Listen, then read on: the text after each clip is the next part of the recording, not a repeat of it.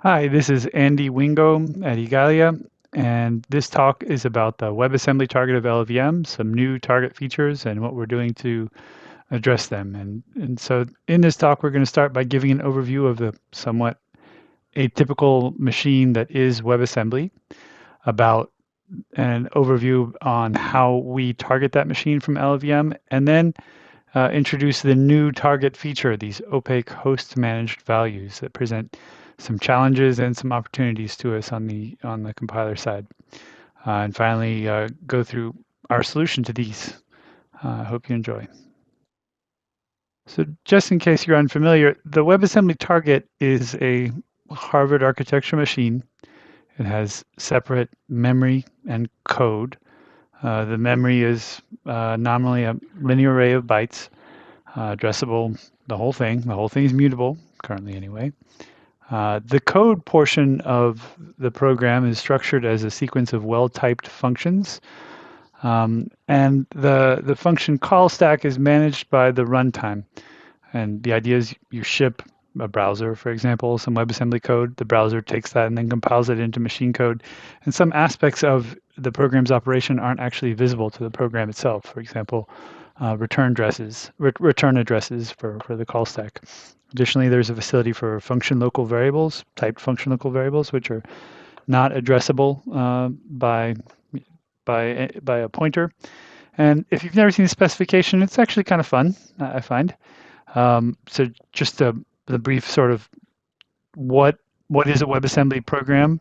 These are the types that values can have in WebAssembly. Obviously, when you're interacting with memory, you can load or store smaller parts of these types, 8-bit values, for example. But all variables in WebAssembly are 32-bit integers, 64-bit integers, 32-bit floats, 64-bit floats. That's what a val type is. And so a function is something that takes some number of values, with each one with a val type, and then produces some number of results, so parameters and results. And then a function has its type. It has some number of locals, each of which has one of these val types. And then its body is a sequence of WebAssembly instructions, which themselves are type checked when the program is compiled. And a WebAssembly module consists of some number of functions, some number of memories. Currently, this is always 0 or 1. This indicates the size of the linear memories, whether they're imported or provided by the module itself. Some number of imported functions by specifying their types. And then the module can export some functionality, and it does so by indicating which function in the module is exported. Something of a simplification, but it's enough for us right now. So if we look at how do we compile to WebAssembly from LLVM, well, let's say we have a function. There's the local variable I. Clang lowers this as an alloc A, and then when it initializes, it stores to that location. Of course, this may be raised to an SSA variable. But once you have an SSA variable, those SSA variables end up getting lowered to WebAssembly function locals, or they may be eliminated entirely if they're temporaries, because as you can see, this is a kind of stack-like languages. Otherwise, if the alloc A lives to the backend phase, then it's lowered as a stack allocation. The linear memory has a conventional partition into stack data and heap portions. And so the new thing here is this ref type, right? So a val type can be a num type or a ref type. And a ref type is extern ref and func ref. For the purposes of this talk, they're going to be the same. These are opaque host managed values. And the interesting thing is that only num type can be stored to linear memory, not ref type. But because val type can be a ref type, then functions can take and return these opaque values. Local variables can have these new types in functions. And the use case is GC managed data, whether that's part of future WebAssembly extension to define GC managed types, or whether it's host objects such as file streams or JavaScript objects or the like. And so on the LLVM side, we have two problems. We have what do we do with this on the IR level, and how do we actually program it from the user side? So there we have some Clang things. Fortunately, Compiler Full Employment Act is still in effect. On the IR level, we have a horrible hack, and I'm almost ashamed to confess this. What we do is, define incomplete type, and then make a pointer to that incomplete type in an address space that is not default. It's well known to the target. And so when it comes to lowering time, when you produce an MVT from your value, all you have is the data layout and the address space. And so we essentially use the address space as an indication that, okay, if the address space is 10, then return the extern ref MVT. Same for funcref. Otherwise, delegate to the core target loading stuff, and it works. It works. But when we get to programming this on the user side, okay, Clang, when it sees a local variable with type extern ref, it's going to want to lower that to an alloc, but we can't store these values in main memory. Like what type do we use for this alloc? And if, for example, we had a struct and it had some scalar numeric data and it also had some of these reference type data, what do we do? It's an open question. And when you think of this, it's kind of like SVE values, these scalable vectors that were introduced with AR64 a few years ago and are now in some other architectures as well. These are sizeless types. They have the same semantic restrictions as incomplete types with a couple more restrictions. And happily, they're actually defined in a fairly well specified set of C language extensions. And Clang implements these to allow SVE values to be declared as local variables. The issue being you don't know their byte size at compile time. They will have a byte size at runtime, but you don't know at compile time. So you can't, for example, allocate an array of them because you don't know how much space to reserve. So what we do in extern ref, when we're compiling extern ref, is we're going to piggyback on these restrictions because we have essentially the same restrictions that we need to apply. But there are some additional ones that we need to do.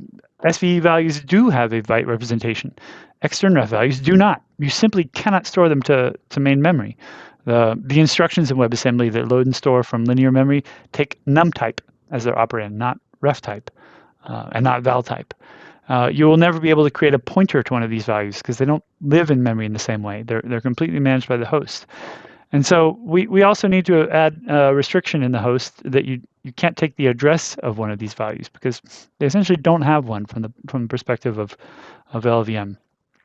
And when we go to actually allocate that VLOC, what are we going to do? Okay, well here it gets kind of weird again. Unfortunately, the solution is another weird address space, essentially. So going through this, when we compare to our allocate of the scalar value, we allocate I32 in address space 0. That's the default address space. We can't do that here. So what we do is instead we create an allocate in address space 1. I know. And the target recognizes this as being, don't allocate this in linear memory, but rather reserve a mutable function local for this value. This strategy can apply to any type because a function local can have any type in WebAssembly, but we need it to apply for these opaque host managed values, these extern ref values. Now, not all locals logically can be represented in this way because function local variables in the WebAssembly sense don't have an address.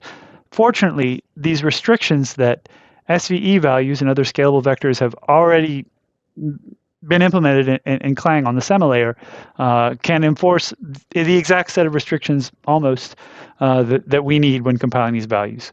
It's still going to be tricky to program them, but at least there's the SVE people that have run ahead of us here. So we ensure that we never issue a non-static alloc in address space 1, and we can actually sort of go through those static allocs and lower them to WebAssembly function local variables. Initially, when we were working on this, I had the idea of exposing this facility to all types to be able to declare, okay, I'm writing this C program. I'm going to make this C function local variable to be a WebAssembly local. There's no utility in that. And it's an overbroad concept. It was something I was thinking of when looking in the implementation, inspired by things like global and other address space keywords from OpenCL and embedded C targets. But we can actually do a more focused type-based perspective, and that will work out fine. So currently the status is on the IR level. We're done. You can program it there. Clang, it's in progress. A bit of a delicate job to get things right, and it's been a little bit slow in the past couple months. The eventual goal is to allow C and C++ programmers to define and allocate GC managed types that completely zero copy interact with host JavaScript and other environments to create leak-free JS and C++ systems. So thank you very much for listening. Check out this strange URL if you want any more, and thank you very much.